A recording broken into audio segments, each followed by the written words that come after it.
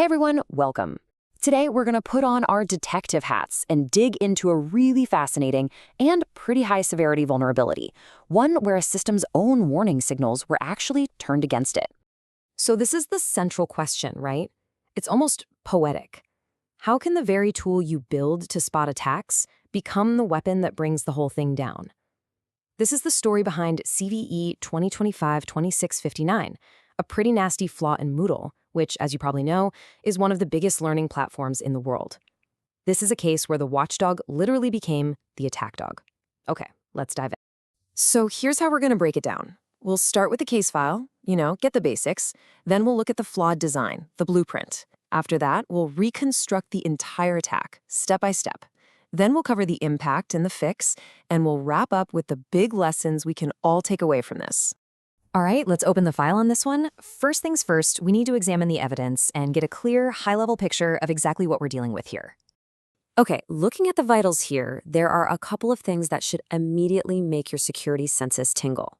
First, look at the vulnerability class, stored cross-site scripting. That's the bad kind of XSS, where the payload gets saved on the server, just waiting to pounce. But then you combine that with this line, privileges required none. That means any random person on the internet with no account could plant this payload. That combination is exactly why we're seeing a high CVSS score of 8.3. This is a serious flaw. So here's the bottom line, in plain English.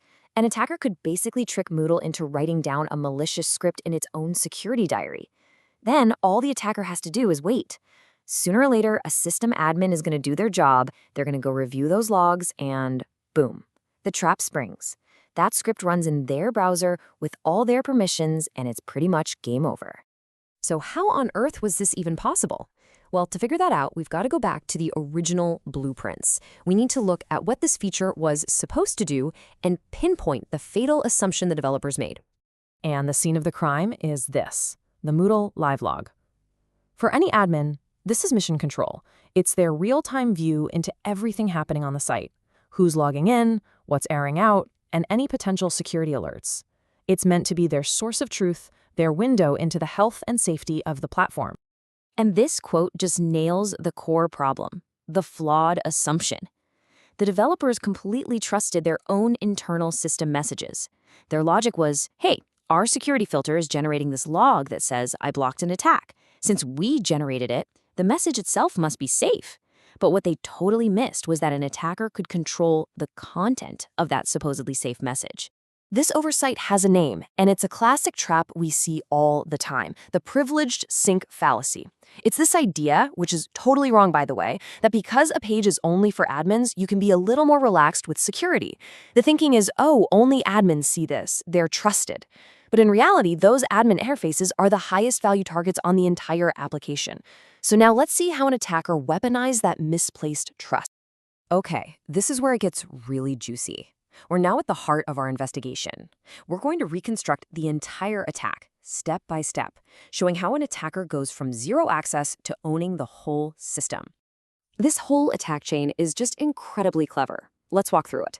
First, the attacker kicks things off with what looks like a server-side request forgery attempt, basically asking Moodle to visit a web server the attacker controls. Now, when Moodle does that, the attacker's server says, oh, you need to go over here instead, and sends back a redirect. But hidden inside that redirect URL is a malicious JavaScript payload. Here's the brilliant part. Moodle's security filter sees this shady redirect and does its job. It blocks it. But, and this is the fatal flaw, it then creates a log entry that says, hey, I blocked this thing, and it helpfully includes the entire malicious URL in the log. At that point, the payload is in. It's stored in the database, a little time bomb, just waiting for an admin to come along and view the logs. And if you dig into the code, the root cause boils down to one single critical mistake. The vulnerable code just grabbed that log description from the database and slapped it directly onto the web page, trusting it completely. The fix, as you can see, was simple but powerful. Wrap that data in Moodle's asks function. All that function does is sanitize the text. It turns dangerous characters like less than and greater than signs into harmless text. So instead of the browser running the script, it just displays the script. It's a classic textbook failure to properly encode your output at the final sync. So we've established the how. Now let's talk about the so what. What's the real damage here? And more importantly, how do we fix it and make sure it stays fixed? Well, Because the attack goes after an administrator, the impact is, frankly, catastrophic. A successful attacker gets the keys to the kingdom. They can access any student's personal info, they can change grades, create fake admin accounts, deface courses, or they could just decide to delete the entire site. We're talking about a full compromise of confidentiality, integrity, and availability, the whole triad. And this wasn't some minor bug in an old, obscure version. As you can see, this vulnerability was present across every single supported Moodle branch, all the way from the long-term support version up to the very latest release. That widespread scope meant that thousands of universities, schools, and companies around the world were vulnerable, making the patching effort absolutely critical. So for anyone out there running a Moodle site, the action plan is pretty clear. First and foremost, you have to upgrade. That is non-negotiable. It's the only way to get the actual code fix. But you shouldn't stop there.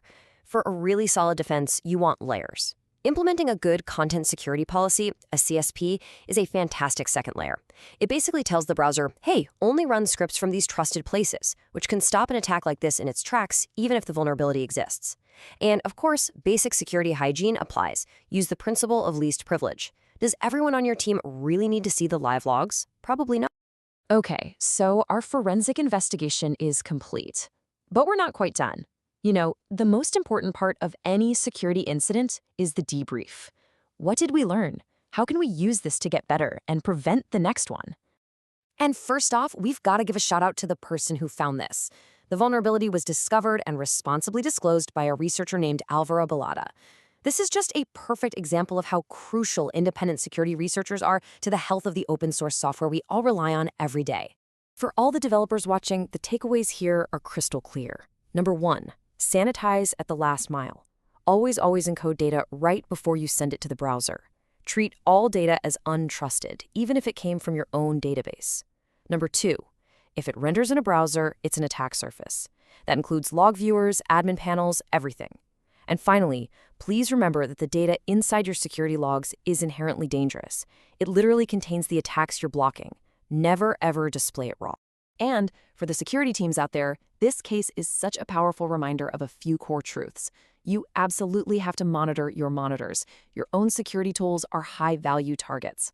Also, defense in depth is not just a buzzword. It's the only real strategy that works in the long run. A patch is good, but a patch plus a CSP plus least privilege is way better. And finally, we have to start treating these educational platforms like the critical infrastructure they are. They hold a massive amount of sensitive data. So as we close the file on this case, I want to leave you with one question to take back to your own teams and your own projects. What's that trusted internal data source in your application that you're not thinking about? What's the thing you're assuming is safe that could be turned against you? Thanks for joining me on this deep dive.